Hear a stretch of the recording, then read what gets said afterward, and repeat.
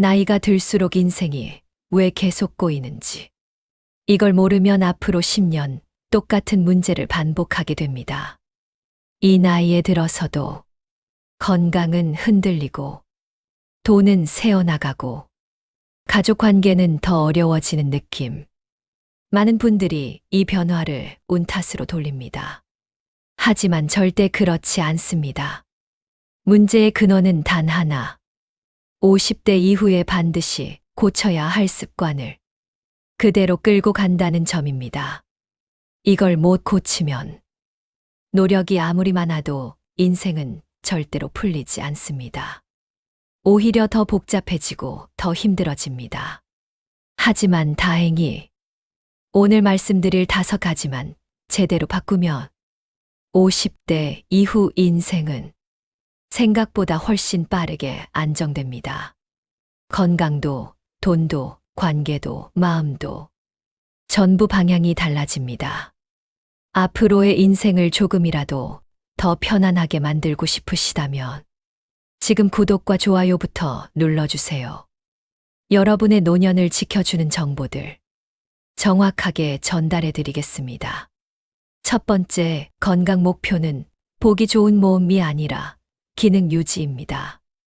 50대 이후의 삶은 몸이 결정합니다. 근력, 관절, 혈압, 혈당 같은 기능적 건강이 흔들리면 생활 전체가 불안정해지고 하고 싶은 일도 제대로 할 수 없습니다. 이 나이의 건강은 겉모습이 아니라 스스로 움직일 수 있는 힘을 얼마나 유지하느냐가 핵심입니다.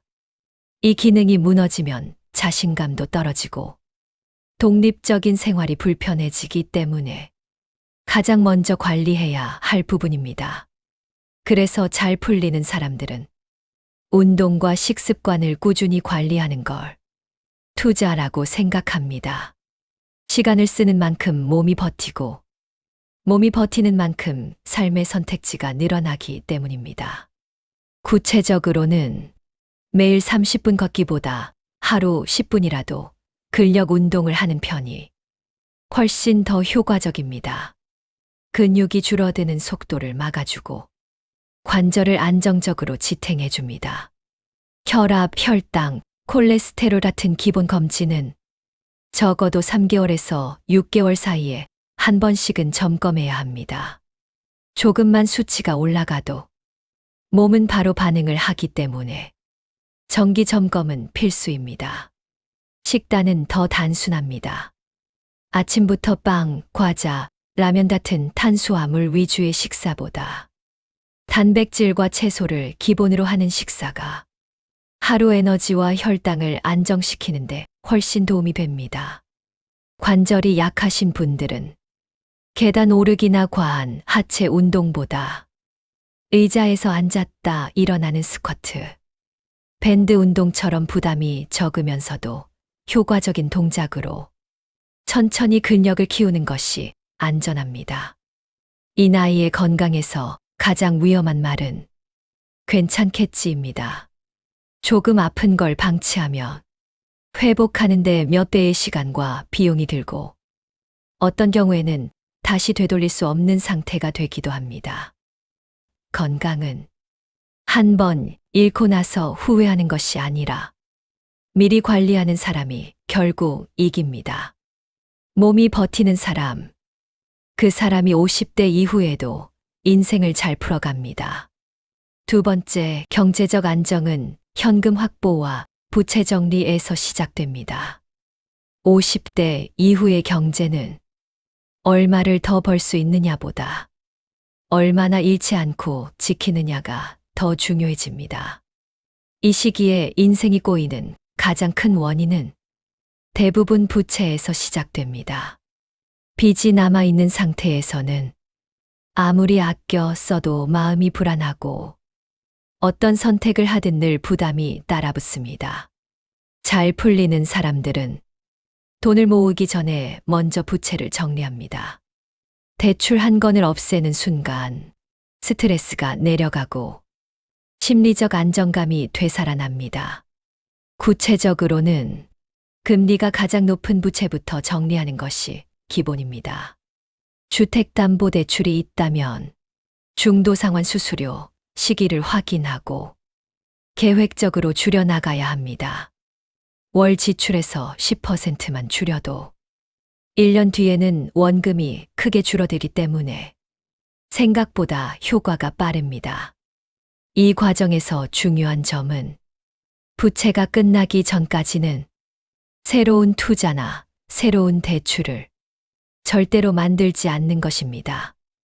50대 이후의 공격적인 투자는 수익보다 손실을 만들 가능성이 훨씬 높습니다. 돈은 많이 벌어서 편해지는 것이 아니라 지출과 부채를 정리할 때 비로소 편안해집니다. 부채를 줄이는 사람, 그 사람이 50대 이후에 가장 안정적으로 인생을 풀어냅니다. 세 번째, 자녀와 가족 관계는 응원자 역할로 바꿉니다. 50대 이후의 갈등 중 상당수는 가족에게 너무 깊게 개입할 때 발생합니다. 특히 성인이 된 자녀와의 관계는 이 시기의 행복을 크게 좌우합니다. 잘 풀리는 사람들은 가족을 관리하는 역할에서 응원자 역할로 자연스럽게 전환합니다. 이 변화 하나만으로 갈등이 줄고 관계가 훨씬 부드러워집니다. 자녀의 인생에 조언은 하되 결정은 그들 몫으로 남겨둡니다. 왜 그랬냐는 질문보다 무슨 도움이 필요하냐는 질문이 관계를 훨씬 평온하게 만듭니다. 또 한 가지 중요한 점은 가족이라고 해서 생각과 기준이 같을 필요는 없다는 겁니다. 부모의 기준과 자녀의 기준은 다르고 그 차이를 인정하는 순간 관계가 훨씬 편해집니다. 잘 풀리는 사람들은 더 이상 가족을 내 기준으로 움직이려 하지 않습니다. 대신 적당한 거리를 유지하며 필요할 때만 힘이 되어줍니다.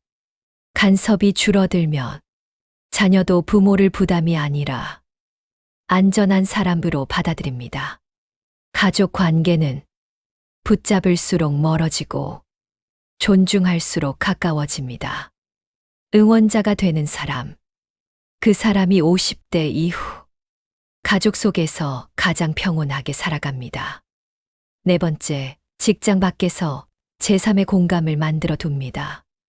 50대 이후의 삶은 일 하나로 버틸 수 없습니다.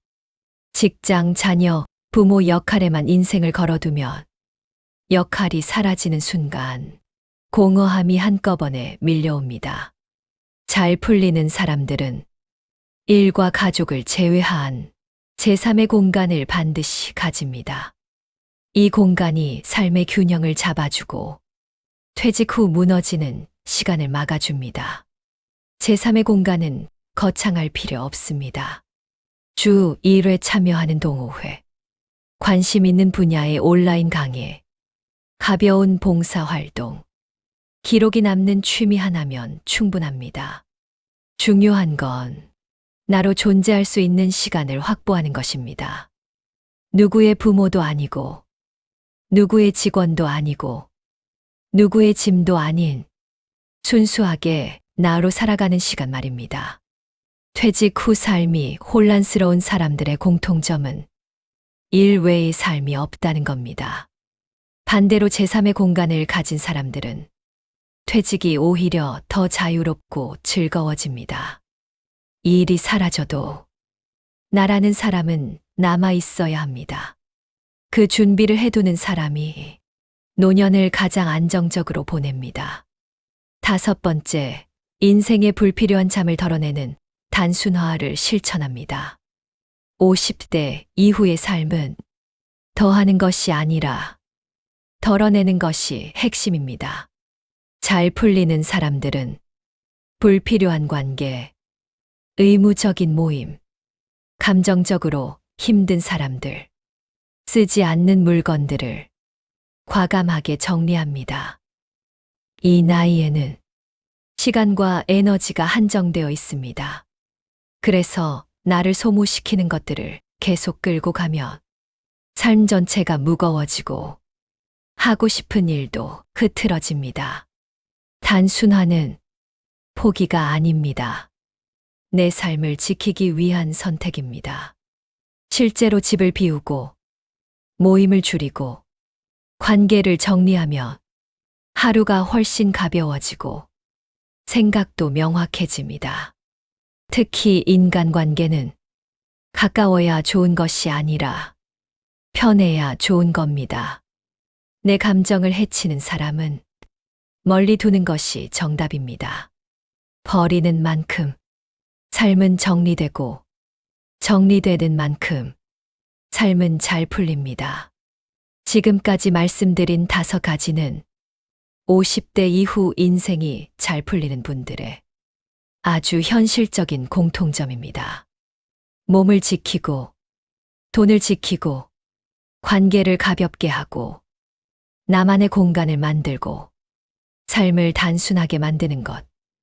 이 5가지가 자리 잡으면 노년의 삶은 훨씬 편안해지고, 앞으로의 선택도 훨씬 자유로워집니다. 행복한 노년은 누가 대신 만들어주지 않습니다. 오늘 내가 어떤 선택을 하느냐, 그 작은 변화가 앞으로의 10년, 20년을 결정합니다. 오늘 내용 중 딱 하나만이라도 실천해 보세요. 작은 변화라도 꾸준히 쌓이면 삶은 분명 더 좋아집니다. 영상이 도움이 되셨다면 구독과 좋아요 부탁드립니다. 여러분의 인생이 더 편안해지고 더 단단해질 수 있도록 앞으로도 현실적인 조언을 계속 드리겠습니다.